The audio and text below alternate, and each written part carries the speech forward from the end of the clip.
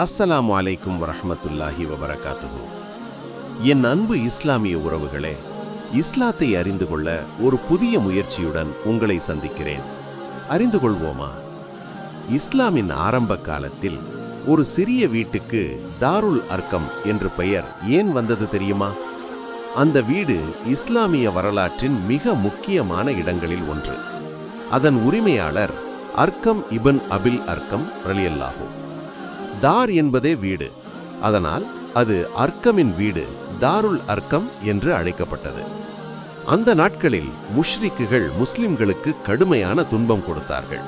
இதனால் நபி ஸல்லல்லாஹு அலைஹி வஸல்லம் அவர்கள் ஈமான் கொண்டவர்களை ரகசியமாக ஒன்று சேர்த்து தீன் கற்பிக்க வேண்டியது அவசியமான நிலை. மக்காவில் உள்ள மிக அமைதியானதொரு பகுதியில் இருந்த இந்த சிறிய வீடு அந்த வேலைக்கு சரியான இடமாக இருந்தது. இங்கேயே பல சஹாபாக்கள் இஸ்லாத்தை ஏற்றனர். இங்கேயே தொடர்ந்து குர்ஆன், தௌஹீத், நபியின் போதனைகள் கற்பிக்கப்பட்டன. இங்கேயே இஸ்லாத்தின் முதல் ரகசிய தாவத் மையம், முதல் தஹ்லீம் சென்டர், முதல் இஸ்லாமிய பயிற்சி கூடம் உருவானது.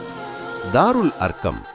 இந்த பெயர் வெறும் ஒரு வீடல்ல, இது நபி ஸல்லல்லாஹு அலைஹி வஸல்லம் அவர்களின் ஆரம்ப போராட்டத்தின் சாட்சி, முஸ்லிம்களின் துணிவு, பொறுமை மற்றும் சகோதரத்துவத்தின் அடையாளம். இந்த வரலாற்றை அறிந்த பிறகு நமக்கும் நம் தீனுக்காக ஒரு சிறிய முயற்சியை செய்ய வேண்டுமல்லவா? இந்த வீடியோ உங்களுக்கு பயனாக இருந்தால் லைக் பண்ணுங்க, ஷேர் பண்ணுங்க. மேலும் நன்மையான இஸ்லாமிய வீடியோக்களை பெற சப்ஸ்கிரைப் பண்ணி பெல் ஐகானை அழுத்துங்க. நன்மையான விஷயத்தில் அல்லாஹ் நமக்கு உதவி செய்வானாக. ஆமீன், ஆமீன்.